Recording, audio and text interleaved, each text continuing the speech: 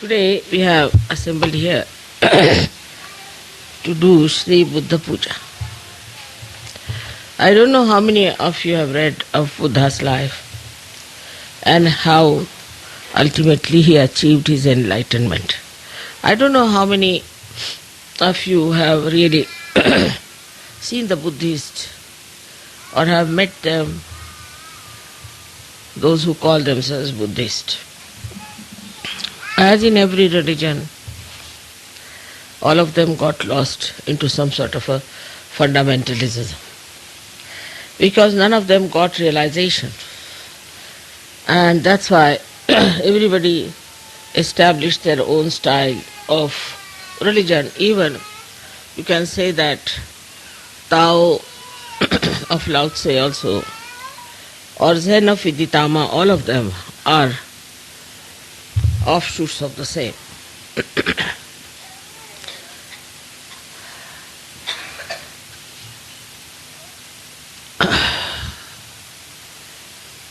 We have to see how he first felt that one has to seek something beyond life.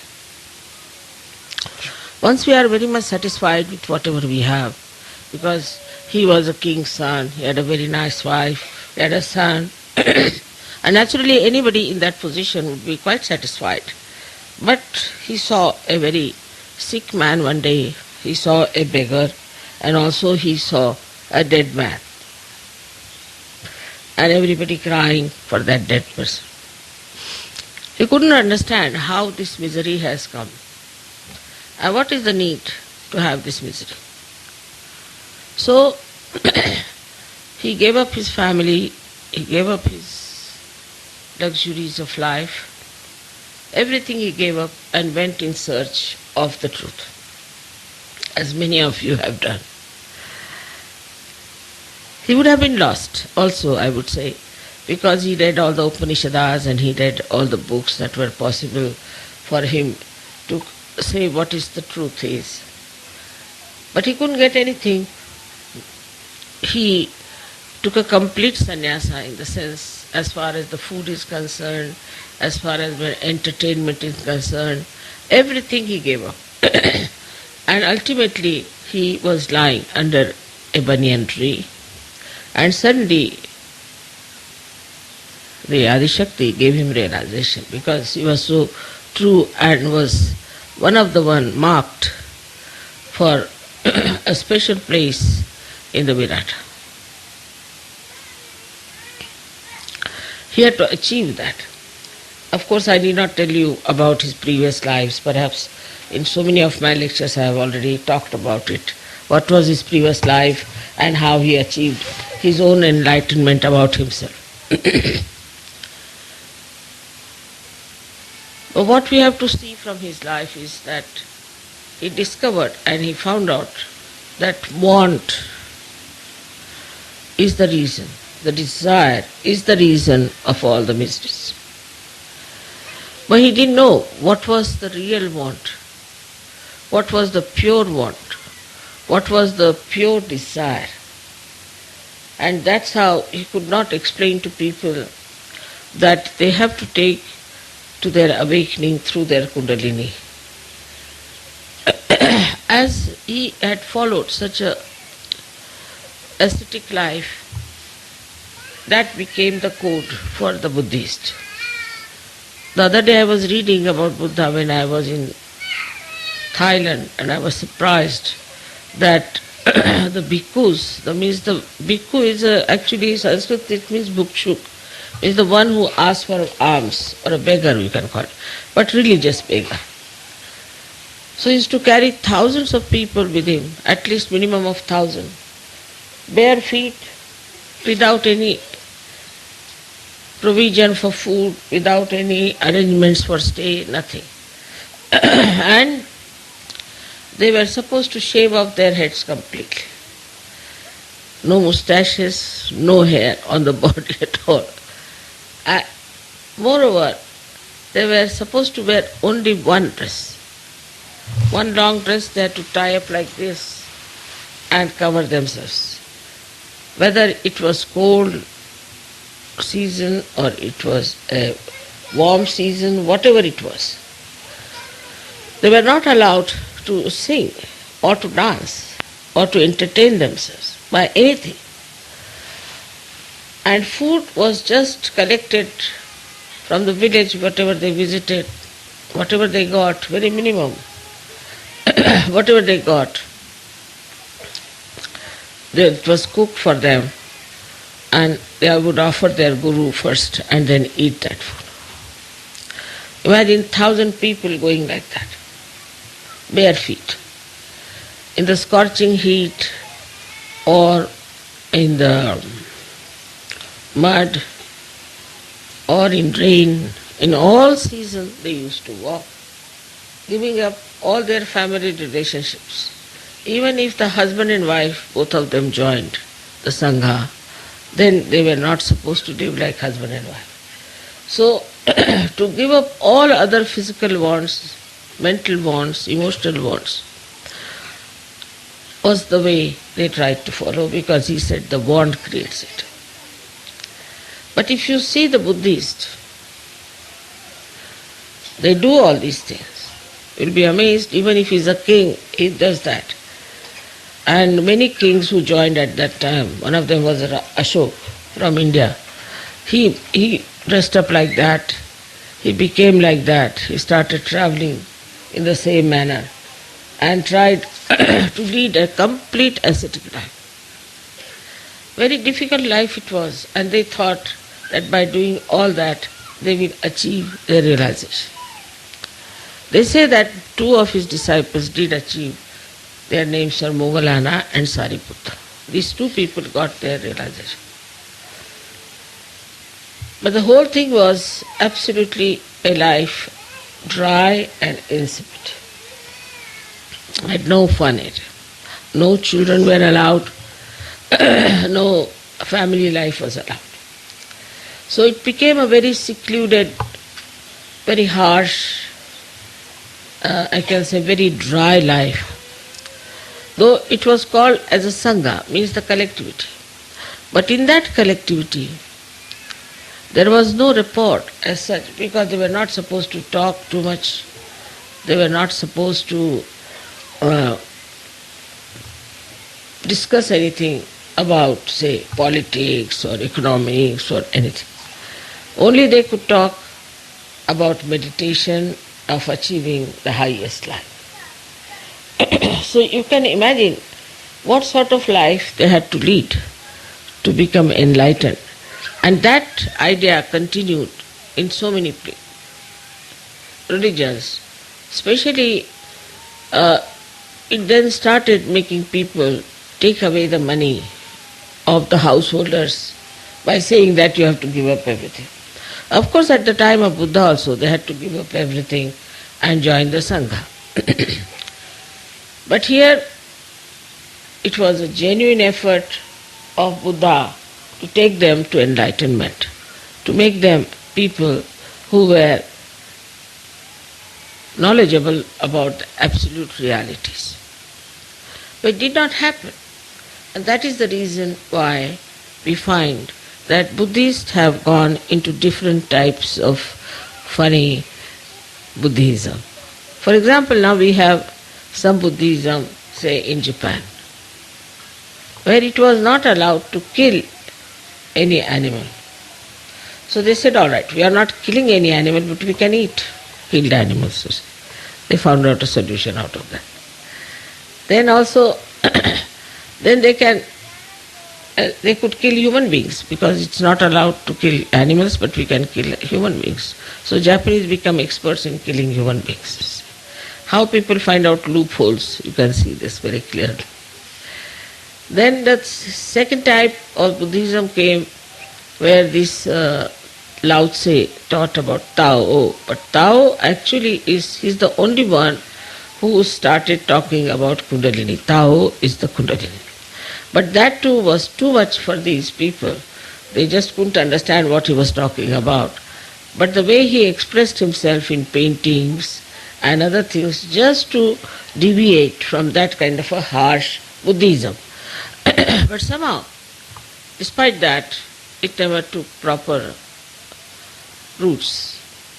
And I have met people who follow Tao and I absolutely don't understand how these people are following the path of Kundalini. There's a river called Yangtze by which when you travel, you find variety of things. After every 5 minutes, the scene changes, all the beautiful mountains take another form and you have lots of waterfalls and it's very interesting.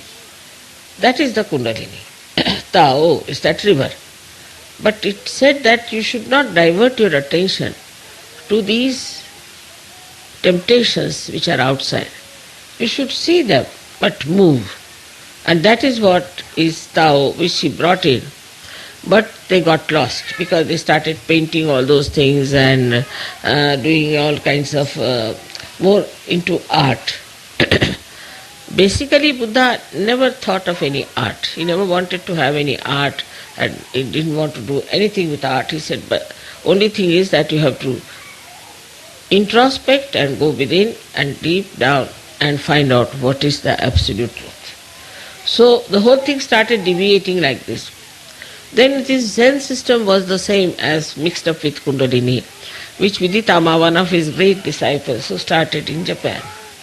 Now, the Zen system is that they used to put, I sometimes hit also on the back of the, what you call the spinal cord, on the chakras, and they would try to raise the Kundalini. All kinds of horrible things. In the Zen system, they developed very harsh methods of raising the Kundalini. It went to such a limit that I have met people who have broken their spinal cords. Then Kundalini will never rise in any case if the spinal cord. Please pay attention here. One lady walks out, then attention goes out. If your attention is so poor, please pay attention here. Do you understand that? If one person walks out, your attention should not go. And please don't come inside to disturb. You see, the trouble is we must understand that our attention has to be steady. Any lady walks out, if your attention moves out, then understand that you have to meditate more. Please keep the attention. So now, then this Viditama Zen also took a very different form. I met the head of the Viditama Zen system and I was surprised because they called me because he was very sick, so they said, Mother, please help him to cure. But I found he was not at all a realized soul and did not know a word about Kundalini. So I said, how are you the head? How is it that you have become the head when you do not know the meaning of Kundalini? So he said, what is Kundalini? He couldn't understand anything. I said, what is Zen? Zen is to meditate, dhyan. I said, all right. Well, what about it? Yes, there is. So confused even. Then I asked him, you are not a realized soul. Then how is it you are the head? He said, we never had any realized soul for now ages. Only for 6 centuries we had some Kashyapas, they called them Kashyapas. And after that we had no realized souls at all. So just think, under what circumstances you got your realization. Without sacrificing anything, without giving up anything, without working out any one of these tapasyas, penances, because Buddha is a tapa. These 3 deities on your Agya Chakra, Christ, Mahavira and Buddha, 3 of them are tapa. Tapa means penance. You have to do penance. And penance now in Sahaja Yoga doesn't mean that you give up your wife or give up your husband, give up your children, give up your family. But here tapa means meditation. And for meditation you must know when to get up. That should be the most important thing for a Sahaja Yogi. The rest of the things automatically will work out and you'll understand. To grow your depth, you have to meditate. It's an absolutely simple thing. You don't have to shave your head. You don't have to starve yourself. You don't have to walk bare feet. You can sing, you can dance, you can entertain yourself with music. You're not even allowed to see a drama or a play or anything like that. So many things, if you see the list, you'd go really crazy. How could people exist? But there were 1,000 people with him who were traveling with him. And they became so poor, they were just wearing rags. Ultimately, a big trader was passing by and he saw them and he thought, what poor people, these are just beggars. God knows they are lepers or what are they. And he had a great feeding for them and he gave them some food to eat and everything. And still he did not know that it was Tathagata, means it was Buddha who was going. So the Buddha's main thing, Buddha itself means Bodh, from Bodh. And the Bodh means to know the reality on your central nervous system is the Bodh. You all have become now Buddhas without giving up anything, because whatever he gave up was all nonsense. It was a myth. If it was a myth, what's the use of giving up the myth? What does it matter if you listen to music? What does it matter if you dance? It doesn't matter at all. But these ideas went so deep into these people that you really feel such pity and such compassion that look at them, where are they getting lost? They don't eat their food, they have their food only once in a while and they are starving. They look like really worse than TB patients. But while you people look like really roses, beautifully, all of you are enjoying life and everything is there. But still one has to know that we have to have that principle of Buddha within ourselves. And what is that principle of Buddha? Is that we have to do tapa. Tapa doesn't mean I don't say you starve yourself. But also if you have too much interest in food, it's better to take too little fasting. I never said that you should not enjoy music. Never, no question, you should. But then you should enjoy music which is for your emancipation, for your awakening, for your ascent. I don't say don't do, because yourself now you are a Buddha. Buddha was not to be told anything. He told everyone, but he was not to be told. In the same way, I don't have to tell you. It is only you have to understand. But sometimes we are really bound by so many conditionings that I find very difficult for people to understand what is the spirit. Spirit is boundless. It is a free expression of God's love. So when it comes to the free expression of God's love, the compassion, the love, then one has to understand, do we do that or not? Even now there are many conditionings which are still working in us. For example, some of you are like this, that I belong to this nationality, to that nationality, I am this, I am that. We are very proud of that. We cannot mix up with other people. We are too high for the other people, or something like that. You are now become a universal being. So how can you have these stupid limitations which are mythical again? So one must see, introspect and find out if we are having, what's the matter with her? Take her away. Also with your children you must see, very important how they behave. If they are aggressive or how they behave is very important, because they are also Buddhas, they are also realized souls, but they have certain conditionings in them and they are behaving according to those conditionings. Now, as it is, we can see there is light within us.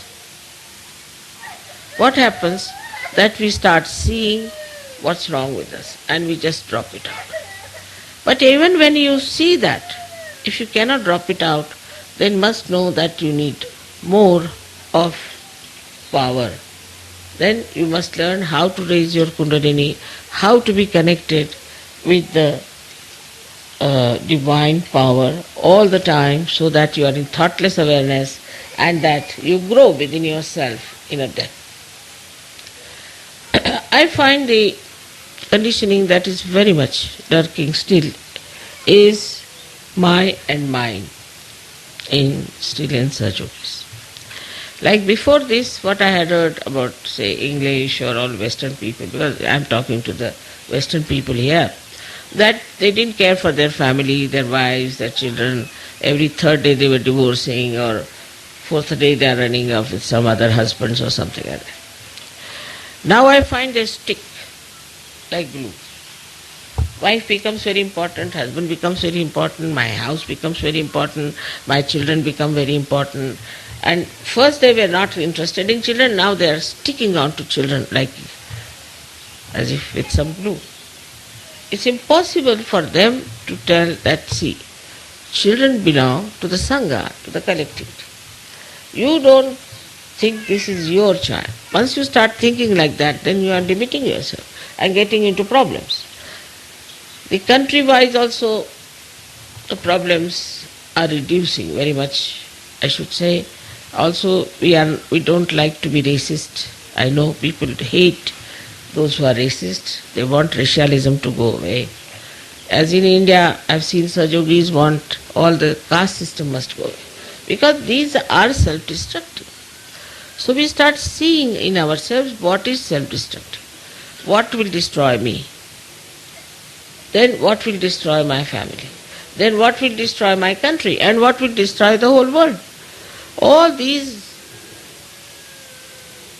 ventures which are just the opposite of your constructive life, you start seeing, you see your derailment, you see you are going towards destruction, and you can stop it.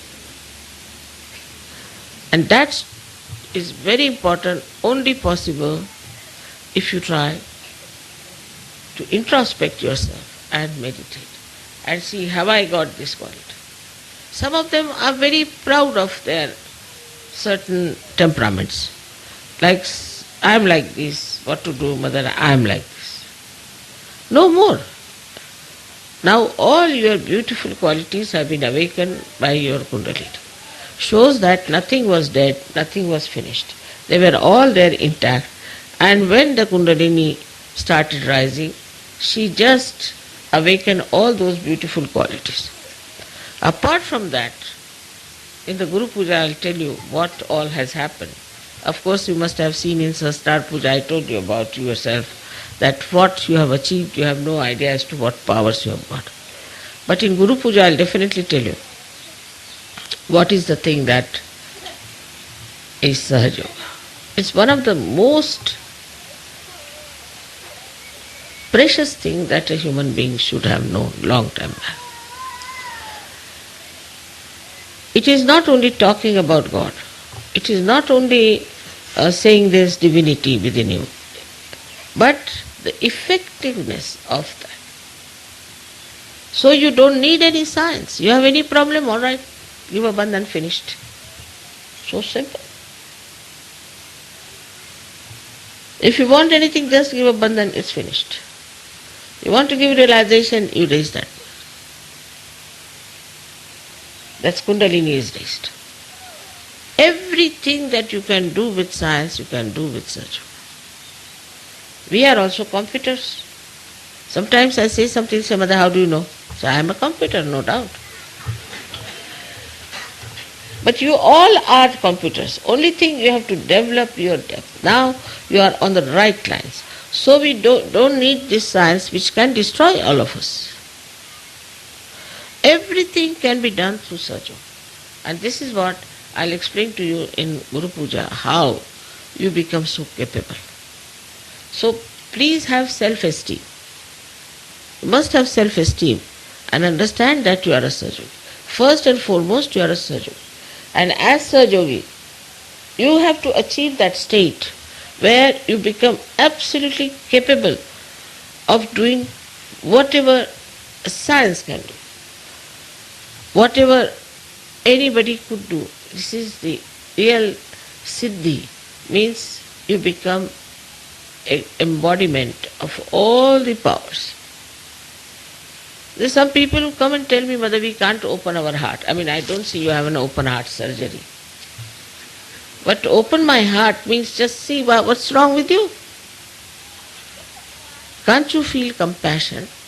But I've seen people having an open heart for a dog or for a cat, but they don't have open heart for their children sometimes. Now, how can you not have an open heart in Sahaja Yoga? That's the first place where the spirit exists, and it emits its light.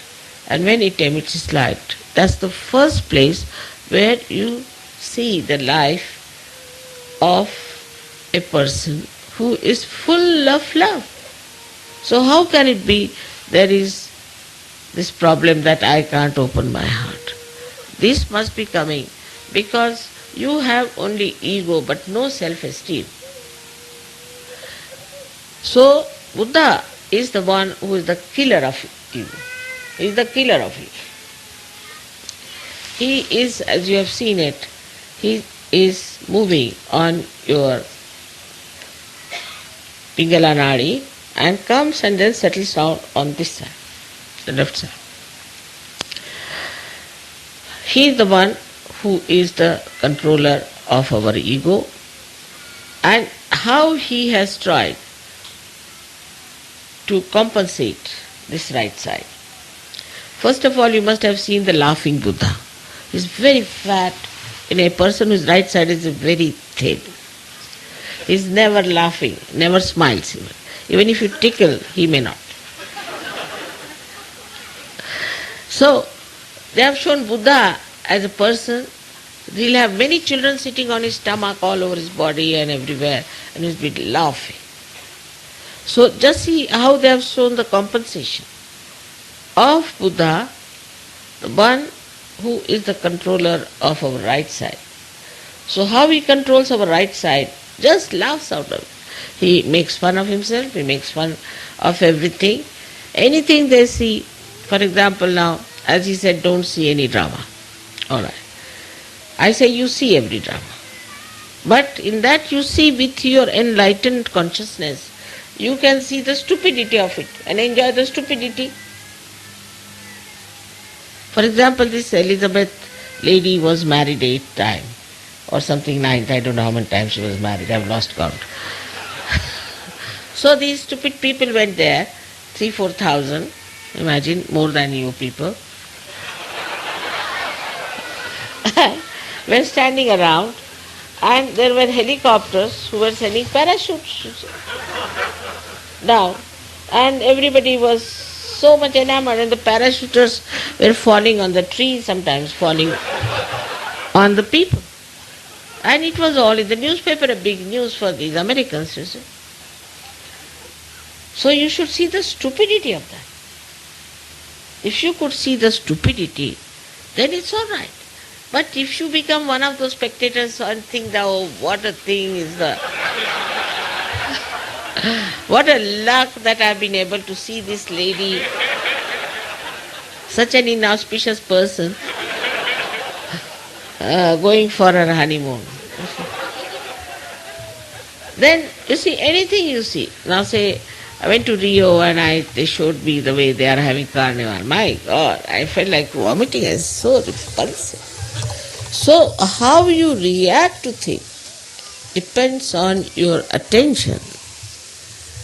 Buddha Chitta means the one which is enlightened attention. How you react. Of course, if it is something divine, then you have a rapt attention. Absolutely. You won't put your attention here. To you it does not matter whatever may happen in the whole world. A complete attention on that. But if it is something stupid, you can see the essence of it. If it is something humorous, you can see the essence of it. So what happens with that attention? That you see to the essence of the whole thing, related to reality. Compared to reality, it is stupid. In the light of reality, it is stupid. It can be mythical, it could be false, it could be hypocritical, all kinds of things which are not reality. But if you are a Sahaja, you should be able to see that point and enjoy. I have seen Children do that very easily and they understand up to a certain age, then I don't know what happens to them. But say when I had my children, they used to go to see Ram Leela, you see. Very small they were, at those school, they were studying in school.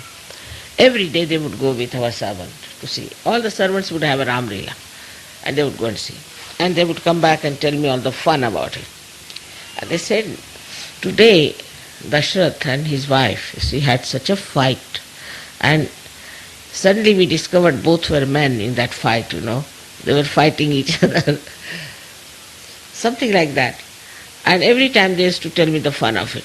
But my servant said, look at our, this baby, they call them, the babies. See how they were enjoying, all the time laughing. They were so enjoying this Ram Leela as we were enjoying. You see the difference. These girls were laughing at the ridiculousness of the whole thing, while this fellow was thinking that they were really enjoying it and all that whole thing. So this is the understanding. Same thing when you see what is your reaction. That depends on your chitta, on your attention, which is enlightened.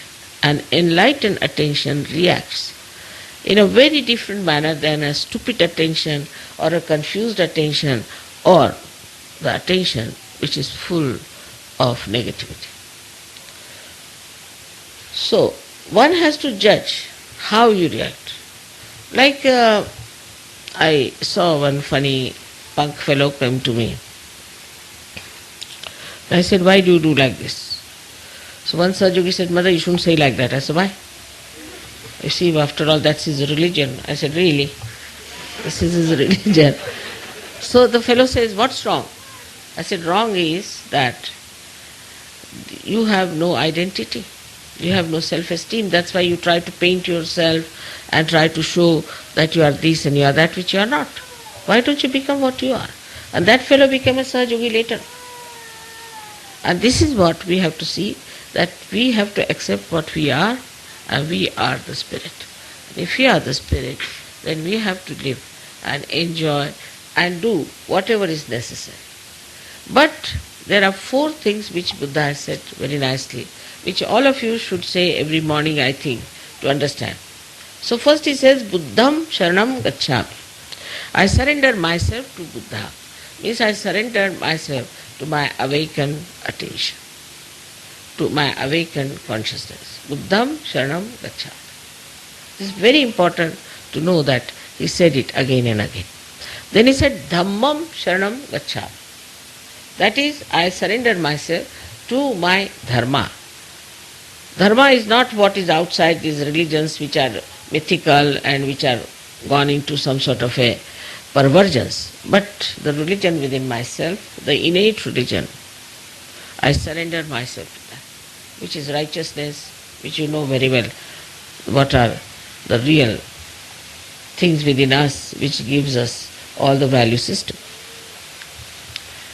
Then the third thing he has said, Sangham Sharanam Gacchami. I surrender myself to collective. You have to meet. I am trying my level best to get some place where you can all meet, even in the name of a picnic or anything, at least once a month. Sangham Sharanam Gacchami is very important, because then you know that you are part and parcel of the whole, that a microcosm has become the macrocosm, that you are a part and parcel of the Virat, that you become aware of it. And that is how things work out very fast. That is how we help each other. That is how we discover a person who is negative, that's how we discover who is not. We discover a person who is egoist, who is not egoist. That's how we discover the people who are not at all Sahajogis, claim themselves to be Sahajogis, and we just give them up. We understand. Without coming to the collective, without being collective, you can never understand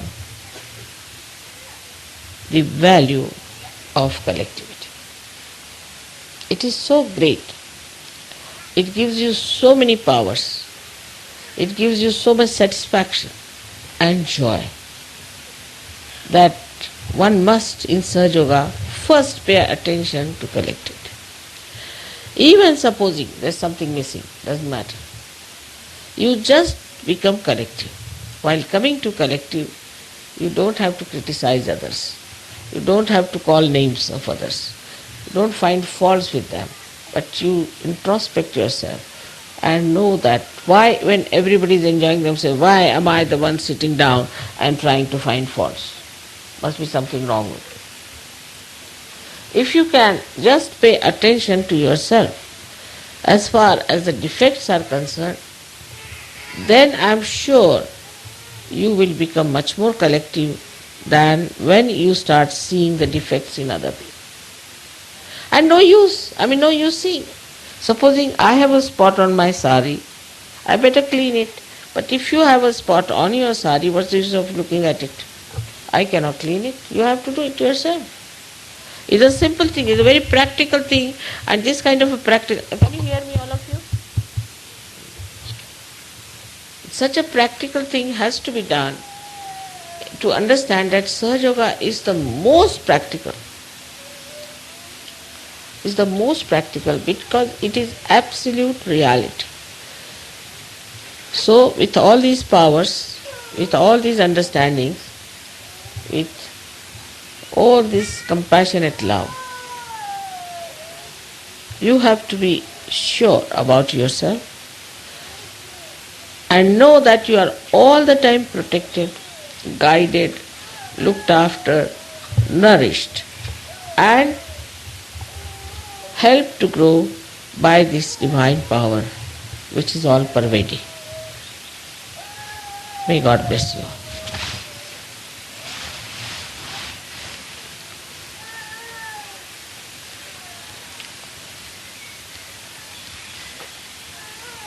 Please, can send somebody they would like to come, they must be ready by now.